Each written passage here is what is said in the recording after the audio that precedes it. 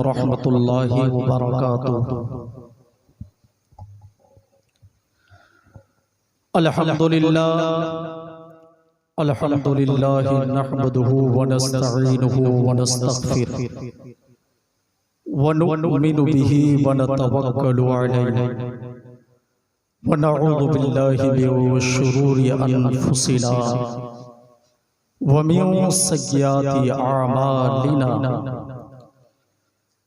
من يهده الله فلا مضل له ومن يضلله فلا هادي له ونشهد أن لا إله إلا الله وحده لا شريك له ونشهد أن محمدا عبده ورسوله أما بعد فأعوذ بالله من الشيطان الرجيم بسم اللہ الرحمن الرحیم ان الدین عند اللہ الاسلام صدق اللہ العظیم وصدق رسولہ النبی الامین المتین الکریم ونحن علی ذلک لمن الشاہدین والشاکرین والحمد للہ رب العالمین۔ عقیدت و محبت ماب نبی والے نبی پر جھوم جھوم کر درد و پاک پڑھنے پڑھیے بابا سے بلند اللہ رب محمدیوں صلی اللہ علیہ وسلم نحن عباد محمدیوں صلی اللہ علیہ وسلم صلی اللہ تعالی علیہ وسلم۔ اعلیٰ حضرت عظیم البرکت مجدد دین و ملت الشاہ امام احمد رضا خان فاضل برلوی علیہ رحمت رضوان ارشاد فرماتے ہیں وہ کمال حسن حضور ہے کہ گمان نقص جہاں نہیں، یہی پھول خار سے دور ہے، یہی شمع ہے کہ دھواں نہیں۔ تیرے آگے یوں ہے دبے لچے فصحاء عرب کے بڑے بڑے، کوئی جانے منہ میں زبان نہیں بلکہ جسم میں جان نہیں۔ عزیزان ملت اسلامیہ، ممبر نور پر یکے بعد دیگر علماء اکرام تشریف لائیں گے، بالخصوص میرے استاذ محترم حضرت علامہ مولانا مفتی مشرف مصباحی صاحب قبلہ دامتہ البرکاتہ وہ بھی تشریف لائیں گے، ساتھ ہی ساتھ قاری قرآن استاذ محترم قاری فاروق رضوی مصباحی صاحب قبلہ وہ بھی تشریف لائیں گے۔ بڑی مسرت و شادمانی ہے کہ آپ کی سرزمین پر وہ ترجمان، یعنی یوں کہہ لو حضور اعلیٰ حضرت کے مکمل ترجمان کا نام حضور مجاہد ملت ہے، اور حضور مجاہد ملت کے مکمل ترجمان کا نام حضور حبیب ملت ہے۔ بول دو سبحان اللہ۔ میں چاہتا ہوں زندہ دلی کے ساتھ میں جو ادھر ادھر ٹہل رہے ہیں، جو بازاروں کا ماحول گرم کر رہے ہیں، جو بازاروں میں ادھر ادھر ٹہل رہے ہیں، میں ان سے مؤدبانہ اپیل کرنا چاہتا ہوں کہ کچھ ہی دیر کے بعد دارالعلوم مجاہد ملت کے وہ ہونہار اساتذہ کرام اور ساتھ ہی ساتھ حضور حبیب ملت نواسائے حضور مجاہد ملت کا قدم آپ کے رونق اسٹیج ہوں گے۔ میں چاہتا ہوں ادھر ادھر ٹہلنے والے، جو اپنا وقت فضول میں برباد کرنے والے، وہ فضول میں برباد نہ کریں، بلکہ عالم دین کو دیکھنا بھی ثواب ہے۔ بولو بولو سبحان اللہ۔ عالم دین سے مصافحہ کرنا بھی ثواب ہے، عالم دین کے ہاتھ کو چومنا بھی ثواب ہے، عالم دین کے پیر کو چومنا بھی ثواب ہے۔ یقیناً جب آپ حضور مجاہد ملت اور آستانہ حضور مجاہد ملت کے اساتذہ کرام کو دیکھیں گے تو یقیناً میرا جگر اور میرا ایمان کہتا ہے کہ آپ کا بھی ایمان تازہ ہو جائے گا۔ میرے عزیزان ملت اسلامیہ، ایک بار زندہ دلی کے ساتھ بولے یا رسول اللہ، اور محبت سے بولے یا رسول اللہ۔ اب حدیث پاک آپ سماعت کریں، مسلم شریف جلد اول باب بیان تفاضل اسلامی و ای امور افضل صفحہ نمبر 48 عن ابی موسیٰ قال قلت یا رسول اللہ صلی اللہ تعالی علیہ وسلم قال من سلم المسلمون من لسانہ و یدیہ۔ عقیدت سے بول دو سبحان اللہ۔ حضرت ابو موسیٰ اشعری رضی اللہ تعالی عنہ سے روایت ہے، انہوں نے فرمایا اچھا یہ بتاؤ قال من سلم المسلمون من لسانہ، نبی یہ دو جہاں صلی اللہ تعالی علیہ وسلم نے فرمایا کہ تم میں سب سے اول درجے کا وہ ہے، تم میں سب سے بہتر وہ انسان ہے جو اپنے بھائی کو اپنی زبان اور اپنے ہاتھ سے محفوظ رکھے۔ بول دو سبحان اللہ۔ آج حضور حبیب ملت مدہ ذلہ علی نورانی آئے ہیں تو انشاءاللہ دین کی تبلیغ کیسی اشاعت ہوتی ہے بزرگان دین سے ہم سمجھیں گے۔ بول دو سبحان اللہ۔ علماء کرام سے ہم سمجھیں گے۔ حضور حضرت ابو بکر صدیق رضی اللہ تعالی عنہ جب اسلام نہیں لائے تھے کبھی کبھی ملک شام کی تجارت میں جایا کرتے تھے۔ ایک مرتبہ انہوں نے ملک شام کی تجارت میں گئے اور وہاں پر انہوں نے کیا خواب میں دیکھا کہ خواب میں انہوں نے یہ دیکھا کہ آپ کے جھولی میں چاند آ گیا ہے۔ بول دو سبحان اللہ۔ آپ کے جھولی میں چاند آ گیا ہے۔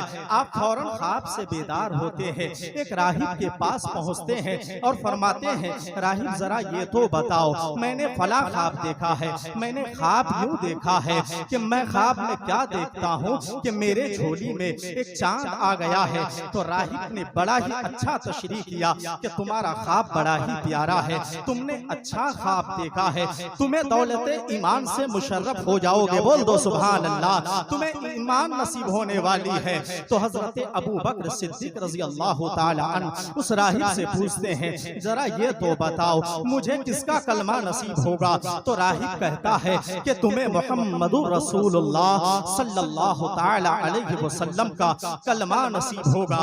حضرت ابو بکر صدیق رضی اللہ تعالی عنہ بڑا بے چین ہو جاتے ہیں کہ کیسے آقا سے ملاقات ہو جائے، کیسے دونوں جہاں کے مالک و مختار کا دیدار ہو جائے، کیسے میرے ماتھے کی نگاہوں نے انہیں دیکھ لے۔ اللہ اکبر، قربان جاؤ مسلمانوں، آپ کا کلیجہ دہل جائے گا۔ حضرت ابو بکر صدیق رضی اللہ تعالی عنہ بھاگے بھاگے آتے ہیں، محبت کے مارے آتے ہیں۔ جیسے ہی میرے مصطفیٰ نے دیکھا اور مسکرایا کہ تم ایمان لانے کا کیا تمہارا وقت نہیں آیا ہے؟ اللہ اکبر، قربان جاؤ۔ حضرت ابو بکر صدیق رضی اللہ تعالی عنہ حضرت ابو بکر صدیق رضی اللہ تعالی عنہ محمد رسول اللہ صلی اللہ تعالی علیہ وسلم کو دیکھتے ہیں اور ان کا دیدار کرتے ہیں، کلمہ طیب پڑھتے ہیں، اشہدو ان لا الہ الا اللہ واشہدو ان محمدن عبدہ ورسولہ۔ اب دائرہ اسلام میں آ گئے، ان کے دل میں یہ جذبات ابھرنے لگی، یا رسول اللہ آپ مجھے اجازت دیں تو میں دعوت اسلام کی تبلیغ شروع کر دوں۔ بول دو سبحان اللہ۔ یا رسول اللہ آپ اجازت تو دے دیں۔ اللہ کے رسول نے فرمایا کہ نہیں نہیں، ہم ابھی تعداد میں کم ہیں، ابھی اجازت میں نہیں دے سکتا۔ عشق نبی ابلنے لگا، عشق نبی پھوٹنے لگا، عشق نبی جو ہے پورا پروان چڑھنے لگا۔ حضرت ابو بکر صدیق رضی اللہ تعالی عنہ بارگاہ نبوی میں دوبارہ آتے ہیں اور عرض کرتے ہیں یا رسول اللہ مجھے اجازت دے دیجئے، میں دعوت اسلام کی تبلیغ شروع کرنا چاہتا ہوں۔ میرے آقا فرماتے ہیں پیارے صدیق ابھی ہم تعداد میں کم ہے، ابھی اجازت نہیں دے سکتا۔ تیسرے مرتبہ حضرت ابو بکر صدیق رضی اللہ تعالی عنہ آتے ہیں اور اجازت چاہتے ہیں یا رسول اللہ مجھے اجازت دے دیجئے، میں دعوت اسلام شروع کرنا چاہتا ہوں۔ بول دو بول دو بول دو سبحان اللہ، میں تبلیغ شروع کرنا چاہتا ہوں۔ میرے آقا نے ان کے جذبے کو دیکھ کر اجازت دے دی۔ اللہ اکبر، مسلمانوں قربان جاؤ۔ حضرت ابو بکر صدیق رضی اللہ تعالی عنہ مسجد حرام کے پاس جا کر کے کھڑے ہو کر کے دعوت اللہ دینا شروع کرتے ہیں۔ اللہ وحدہ لا شریک ہے، اللہ کے پیارے نبی محمد رسول اللہ ہے، اللہ کا یہ صحابی میں ہوں، میں نے ان کے ہاتھوں سے کلمہ پڑھا ہے۔ مگر کفار و مشرکین نے دیکھا، غیظ و غضب میں ڈوب گئے اور مارنا پیٹنا شروع کیا۔ کتابوں میں لکھا ہے ایسا مارا کہ حضرت ابو بکر صدیق رضی اللہ تعالی عنہ زمین پر بے ہوش ہو کر کے گر گئے۔ مگر اللہ اکبر، قربان جاؤ، کفار نے یہ سوچا کہ ابو بکر صدیق اب انتقال کر گئے ہیں، اب اگر وہ بچیں گے تو کسی کام کا نہیں ہوگا۔ یہی رک کر کے ایک بات کہنا چاہتا ہوں، جس کے دل میں عشق نبی کا موج مارتا ہو اس کے آخری سانس کا بھی یہی جواب ہوگا، جان دی ہوئی اسی کی تھی، حق تو یہ ہے کہ حق ادا۔ سبحان اللہ، سبحان اللہ، نعرہ تکبیر۔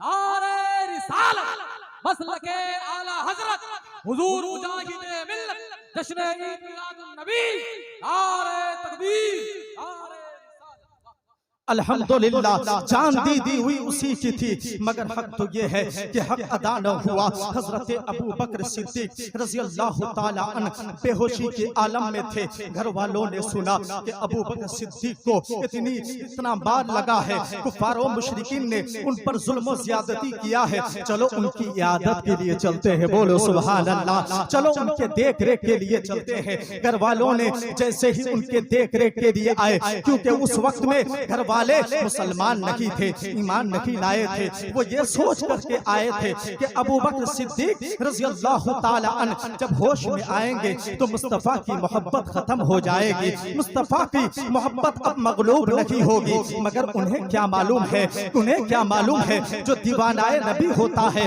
آخری سانس میں بھی اس کی محبت پروان چڑھتی ہوئی نظر آتی ہے۔ حضرت ابو بکر صدیق رضی اللہ تعالی عنہ اپنی آنکھیں کھولتے ہیں اور کیا دیکھتے ہیں؟ اپنے گھر والوں کو پاتے ہیں۔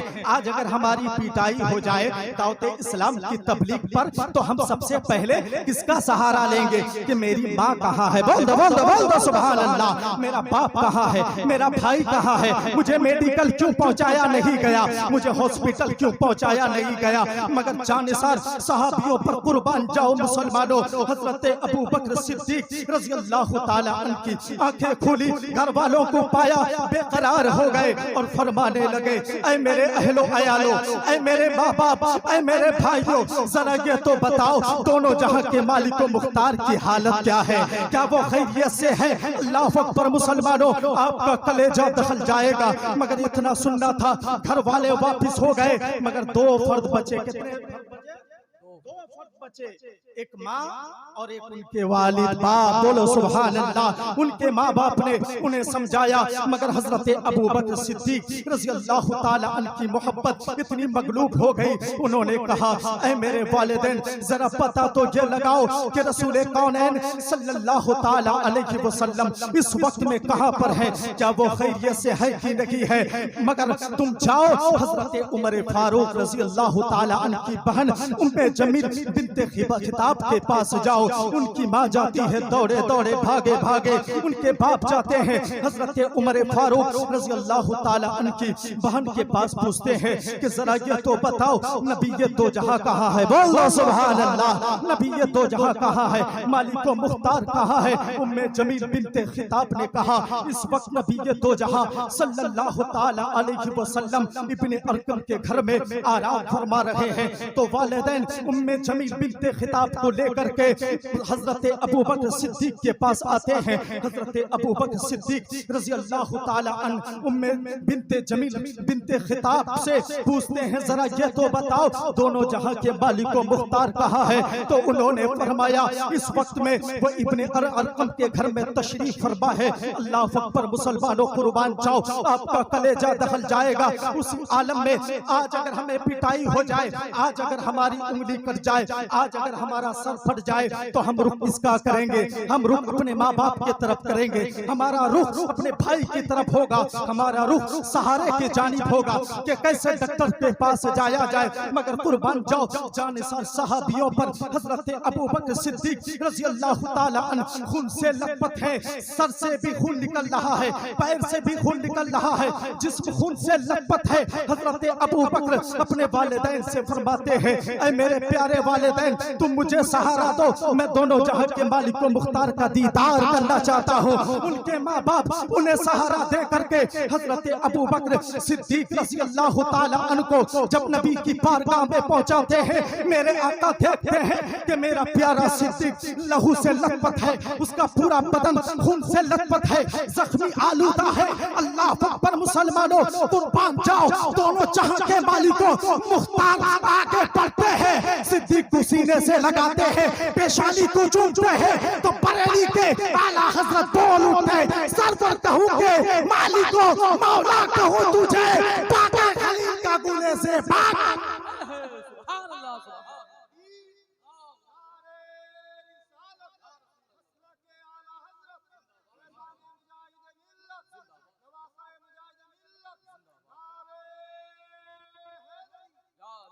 اللہ اکبر. حضرت ابو بکر صدیق رضی اللہ تعالی عنہ کے آپ نے دیکھ لیا کہ دعوت اسلامی کیسے ہوتی ہے. دعوت تبلیغ اسلام اتنا آسان نہیں ہے میرے عزیزان ملت اسلامیہ. آپ اگر بالی شاہی کے جلسے میں بیٹھے ہیں تو اس ادنا سے خادم کی ایک نقطے والی بات کو لے جائیے. آج پوری دنیا یہ کہہ رہی ہے کہ مسلمان کے دل سے ایمان کو نکال دیا جائے گا. توجہ چاہوں گا, علماء کرام تشریف رکھتے ہیں, میں ان سے کہتا ہوں کہ مسلمان وہ ہوتا ہے جو اپنی جان دے سکتا ہے, اپنا مال دے سکتا ہے, اپنے اولاد کی قربانی کر سکتا ہے, اپنے ماں باپ کی قربانی کر سکتا ہے, مگر یقیناً دیا ہوا مصطفیٰ کا تحفہ کبھی واپس نہیں, مصطفیٰ کا دیا ہوا تحفہ کبھی واپس نہیں کر سکتا. میرے عزیزان ملت اسلامیہ, ہم اور آپ کیا حضرت ابو بکر صدیق رضی اللہ تعالی عنہ کے دل میں بھی یہی خواہش ہے کہ اللہ اور اس کے رسول کی سچی محبت ہمارے دلوں میں آ جائے.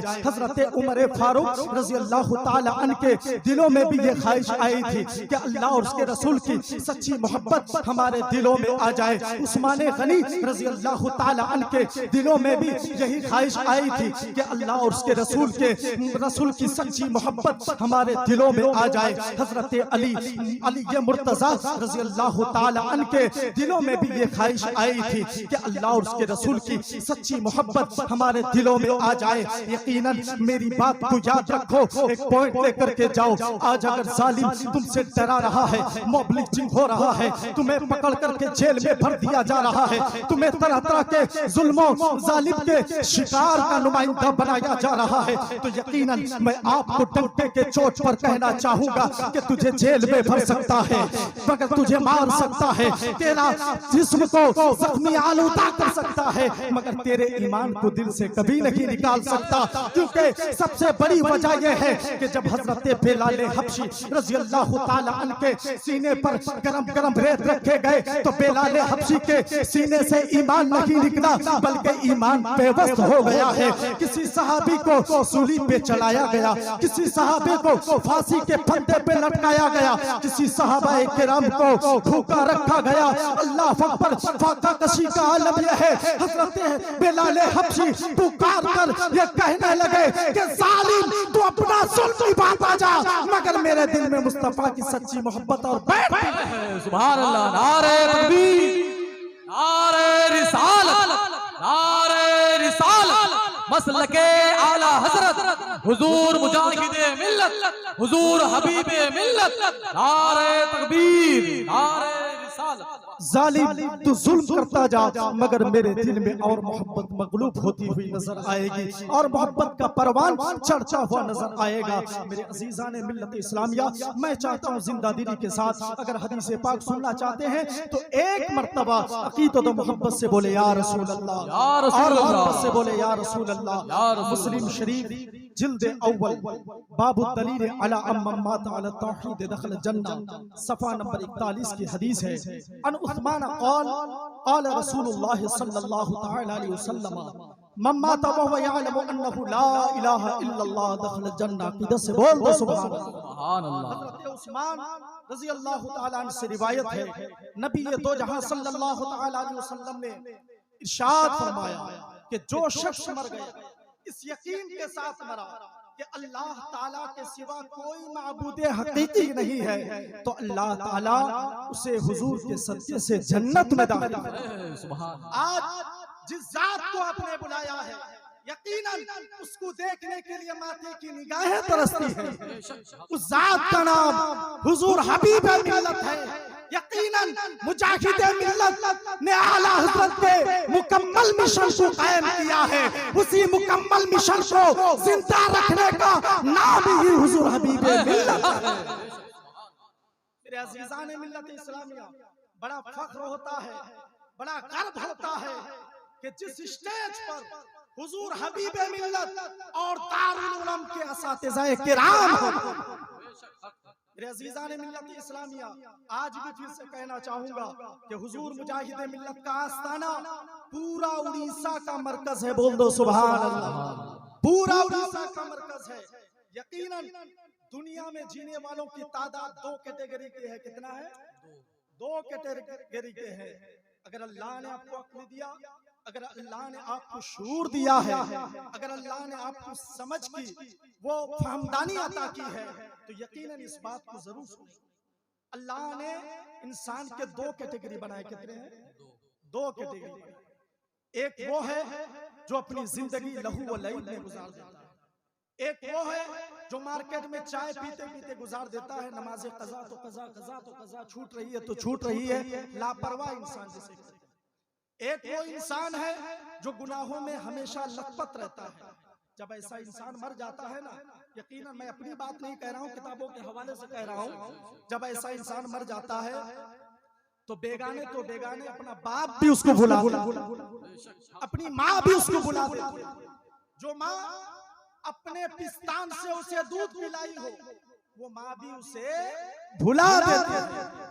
مگر ایک وہ انسان، یہ دوسرا کیٹیگری، ایک وہ انسان جو پوری زندگی لہو و لعب سے بستا رہا، بول دو سبحان اللہ، جو پوری زندگی دین کی خدمت میں گزارتا رہا، جو پوری زندگی نماز پڑھتے پڑھتے گزارتا رہا، جو پوری زندگی قرآن پڑھتے پڑھتے گزارتا رہا۔ یقیناً میں آپ سے ایک بات کہنا چاہتا ہوں، آپ کے علاقے میں جو مدرسے ہوں گے یا مسجدیں ہوں گے، وہاں کے امام ہوں گے، میں آپ سے مؤدبانہ اپیل کرتا ہوں، جو بچے قرآن پڑھنے نہیں جانتے ان بچوں کو آپ مدرسے کا رخ کریں۔ اللہ کے رسول صلی اللہ علیہ وسلم نے فرمایا، حدیث پاک ہے، طلب العلم فریضۃ علی کل مسلم و مسلمۃ، علم دین کا حاصل کرنا ہر مسلمان مرد اور عورت پر فرض ہے۔ میرے عزیزان ملت اسلامیہ، اگر آپ کا بچہ قرآن پڑھنے نہیں جانتا ہے، اگر آپ قرآن پڑھنے نہیں جانتے، اگرچہ آپ کی عمر 80 سال ہو چکی ہے، اگر آپ کی عمر 90 سال ہو چکی ہے، اللہ کے رسول کا یہ فرمانے عالی شان ہے، علم دین حاصل کرو ماں کی گود سے لے کر کے قبر تک۔ اس میں شرم اور جھجک محسوس نہ کرو۔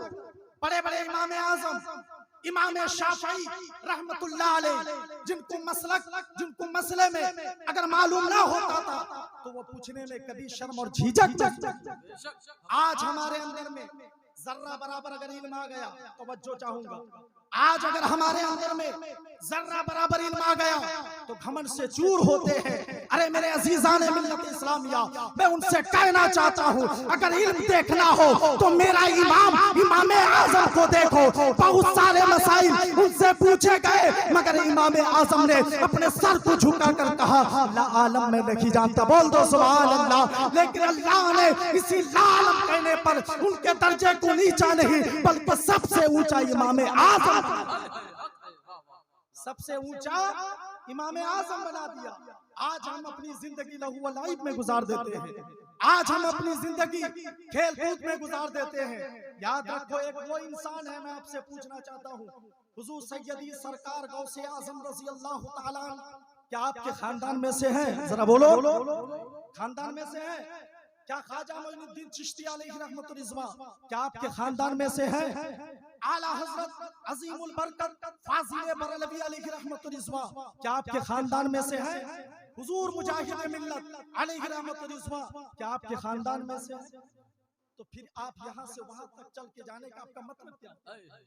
اتنے روپے خرچ کر کے آپ ان کے دیار میں کیوں جاتے ہیں؟ میں آپ سے پوچھنا چاہتا ہوں، آپ کا باپ آپ کے قریب ہے، توجہ چاہوں، آپ کا بیٹا آپ کے قریب مر کر کے قبر میں لیٹا ہوا ہے، آپ کی ماں آپ کے قریب ہے جو پستان سے دودھ پلائی ہے، آپ اس کے مرنے کے بعد میں اس کے قبر میں جانے کو جھجک محسوس کرتے ہیں، مگر جب اس سے مجاہد ملت آتا ہے، ایک تو نہیں پورا سیلاب ابھرتا ہوا نظر آتا ہے۔ تو میں پوچھنا چاہتا ہوں یہ وجہ کیا ہے؟ تو آپ کے تھپڑ میرے گال پہ ہوگا، آپ جواب معلوم لگی ہے جو پوری دنیا میں لگی ہے، وہ حضور مجاہد ملت کے اللہ نے فرما دیا الا ان اولیاء اللہ لا خوف علیہم ولا هم يحزنون۔ اگر تم جائز طریقے سے مانگو گے تو اللہ کے ولی کیا ہوتے ہیں؟ نیڈر ہوتے ہیں۔ کیا ہوتے ہیں؟ نیڈر ہوتے ہیں، بے خوف و خطر ہوتے ہیں، اور وہ اللہ سے دلوا کر ہی رہتے ہیں، وہ اللہ سے دلوا کرتے رہتے ہیں۔ تو میرے عزیزان ملت اسلامیہ، کچھ ہی دیر کے بعد میں استاذ محترم حضرت علامہ مفتی مشرف رضوی صاحب قبلہ دامت البرکاتہ کی پر انداز سے خطاب ہم سب سماعت کریں گے۔ آخری مرحلے پہ آپ چلیے، ایک بار میں چاہتا ہوں جی لگا کر کے بولیے یا رسول اللہ، یا رسول اللہ۔ ہم اور آپ کیا سمجھتے ہیں کہ پہلوان کون ہے؟ حدیث پاک سے ثابت کروں گے انشاءاللہ۔ پہلوان کون ہے؟ تو آپ کا جواب کیا ہوگا کہ پہلوان وہ شخص ہے جو دوسرے پر مارنے کے لیے حاضر ہو جائے۔ یہی نہ سمجھیں گے کہ پہلوان کون ہے، لیکن اللہ کے رسول صلی اللہ علیہ وسلم نے اس کو پہلوان نہیں بتایا۔ ابو داؤد شریف جلد ثانی باب منتظم غیظن صفحہ نمبر 659 کی حدیث ہے۔ عن عبداللہ قال قال رسول اللہ صلی اللہ علیہ وسلم ما تعدون السرعة فيكم قالوا الذي لا يسرع الرجال قال لا ولكنه الذي قال لا۔ عقیدت سے بول دو سبحان اللہ۔ رسول کونین صلی اللہ علیہ وسلم نے ارشاد فرمایا، اے صحابی رسول ذرا یہ بتاؤ تم میں سے پہلوان کون ہے؟ تو اللہ کے پیارے رسول کے پیارے صحابی نے عرض کیا، یا رسول اللہ پہلوان وہ شخص ہے جو دوسروں کو پچھاڑ دیتا ہے۔ پہلوان کیا ہے؟ وہ شخص ہے جو دوسروں کو پچھاڑ دیتا ہو۔ مگر اللہ کے رسول صلی اللہ علیہ وسلم نے فرمایا نہیں، پہلوان وہ نہیں ہے کہ جو دوسروں کو پچھاڑ دیتا ہو، بلکہ پہلوان وہ شخص ہے جو اپنے غصے کے وقت میں اپنے آپ کو کنٹرول۔ آج اگر باپ آپ کو چلا دیا، ماں چلا دی، بڑے بھائی آپ کو ڈانٹ دیا تو اتنا چیخو پکار کر کے آپ بولتے ہیں۔ عزیزان ملت اسلامیہ بولو، شریعت کے مطابق ہونی چاہیے، توجہ چاہوں گا، بولو۔ حضرت ابو بکر صدیق نے بھی بولا تھا، بولو سبحان اللہ۔ اگر شریعت کے دائرے میں ہے، اپنا باپ ہو، اپنی ماں ہو، اپنی بہن ہو، اپنی پھوپھی ہو، ہم کسی کو نہیں بخشیں گے۔ اگر وہ شریعت کے دائرے میں چل رہا ہے تو اس کی جوتی ہمارے سروں کو۔ یہ مشن لے کر کے جاؤ جلسوں سے۔ میرے عزیزان ملت اسلامیہ، جلسہ کرنے کا مقصد بھی یہی ہے کہ صبح میں جا کر کے آپ جماعت کے ساتھ نماز پڑھیں گے، بول دو سبحان اللہ۔ جلسے منائے جاتے ہیں مگر صبح میں نماز غائب ہی غائب ہے۔ میں آپ سے پوچھنا چاہتا ہوں، یہ علماء کرام آپ کو جو تعلیم دے رہے ہیں، یہ تعلیم یہی ہے۔ عبادتوں میں اگر سب سے اصلی عبادت ہے، سب سے ہائی لیول کی عبادت ہے، اس کا نام کیا ہے؟ نماز ہے۔ اللہ کے رسول صلی اللہ علیہ وسلم نے زندگی میں کبھی نماز نہیں قضا کی۔ کتاب پڑھیے، زیادہ دور نہیں بلکہ قانون شریعت پڑھیے، بولو سبحان اللہ۔ اگر اردو پڑھنا معلوم ہو، اسی قانون شریعت میں لکھا ہوا ہے کہ فرشتے اور اللہ کے نبی اور رسول معصوم ہوتے ہیں، بول دو سبحان اللہ۔ مگر اس کے باوجود بھی اللہ کے رسول صلی اللہ علیہ وسلم نے کبھی نماز قضا نہیں ہونے۔ یہ درس عبرت ہے اور یہ پیغام اللہ کے رسول دینا چاہتے ہیں کہ دیکھو میں معصوم ہوں، بول دو سبحان اللہ۔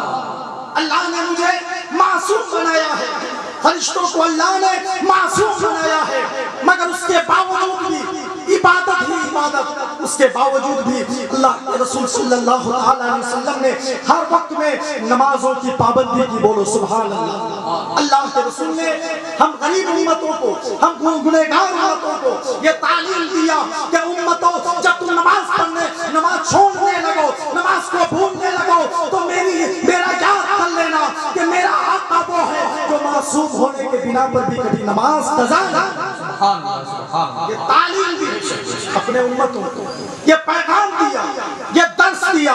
میرے عزیزان ملت اسلامیہ، آپ سے بہت تمنا اپیل کرتا ہوں، اس وقت میں بہت سارے لوگ ادھر ادھر ٹہل رہے ہیں اور کچھ لوگ آ چکے ہیں۔ میں آپ سے پھر سے مؤدبانہ اپیل کرتا ہوں کہ حضور نواسۂ مجاہد ملت، حضور حبیب ملت کی ذات بہت بڑی ہے، بول دو سبحان اللہ۔ آج ہم ان سے بیعت ہوتے ہیں، آج ہم ان سے مرید ہوتے ہیں۔ الحمدللہ اڑیسہ والوں، آپ اپنے زمین پر، آپ اپنے دل پر ہاتھ رکھ کر کے کہو کہ بہت بڑی امانت اللہ نے مجاہد ملت کی بدولت سے دیا ہے، اس کا نام حضور حبیب ملت.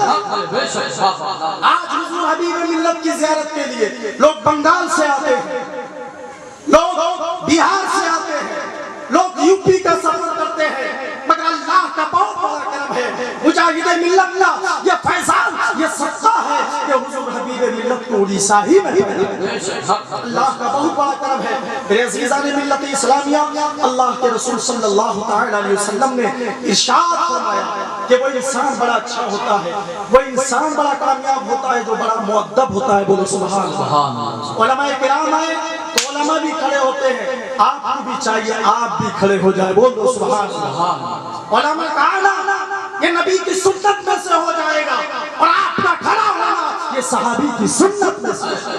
جب نبی یہ دو جہاں صلی اللہ علیہ وسلم کسی ممبر پہ آتے تھے, کسی مجلس میں آتے تھے, اللہ اکبر, اسی لیے تو کہا گیا کہ نبی مکمل چاند ہے, وہ چاند کے گوشے کا نام صحابہ کرام ہے. صحابہ کرام جھرمٹ بنا کر کے کھڑے ہو جاتے, جنگ کے معاملے میں اپنی جان دینے کو تیار, صرف تیار نہیں بلکہ اپنی جانوں کے نچھاور بھی صحابہ کرام نے فرمایا. ہلکا بنا کر کے یا رسول اللہ ہماری آخری سانس رہے گا, مگر آپ کی جان تو دور کی بات ہے, آپ کے کپڑے کے ایک سوتے تک لوگ نہیں پہنچ سکتے. یہ جذبہ تھا صحابہ کرام کا. اسی لیے اسی جذبے اور اسی عشق کے ٹنکے نے پوری دنیا کو دین کی تبلیغ دے دی, پوری دنیا کو اشاعت دین دے دی. اگر آپ کے اندر میں سچی محبت ہوگی, ایک انسان زمین پر کرتا ہوگا, وہ مرنا پسند کرے گا, مگر مصطفیٰ کی محبت اپنے سینے سے کبھی نکالنا پسند نہیں کرے گا. دو مسئلے ہیں, توجہ چاہوں گا, دو مسئلے ہیں. اللہ کے رسول صلی اللہ علیہ وسلم فرماتے ہیں کہ یقیناً جان کا خطرہ ہو جائے, توجہ چاہوں گا, آخری بات, یقیناً جان کا خطرہ ہو جائے, یقین ہو, شبہ نہیں, کیا ہے, یقین ہو. سمجھ میں اگر کوئی آپ سے کہے کہ دین اسلام سے منحرف ہو جاؤ, اگر یقین ہے تو دل سے نہیں زبان سے کہہ سکتے, توجہ چاہوں گا. مگر محبت اس بات کی گوارا نہیں دیتا, آپ کے دل میں یہ بات کبھی گوارا نہیں دے گا کہ جان جائے مگر مصطفیٰ کی محبت کبھی جھوٹ نہیں رہتا. مسئلہ ایک جانب حق ہی حق ہے, مگر اس سے بڑھ کر کے مصطفیٰ کی محبت نظر آ رہی ہے, اللہ کی محبت نظر آ رہی ہے, تو پتہ یہ چلا کہ محبت کے اصل دامدار ہی ایمان کا نام ہے. اگر یقیناً کسی نے ایسے ہی سجدے ٹھوکتا رہا مگر کچھ فائدہ نہیں ہے, ایک ہی سجدے ٹھوکا مگر اللہ اس کے رسول کی محبت لے کر کے ٹھوکا, تو یقیناً آپ جان لو آپ کی دنیا بھی کامیاب ہے, آخرت میں بھی آپ کے جو ہے حضور صلی اللہ علیہ وسلم شفاعت فرمائیں گے. تو میں رب کی بارگاہ میں دعا کرتا ہوں مولا کہ ہم سبوں کو جو ہے ایمان کی پختگی عطا فرمائے. پڑھ لیجئے استغفر اللہ ربی من کل ذنب واتوب الیہ, اشہد ان لا الہ الا اللہ واشہد ان محمد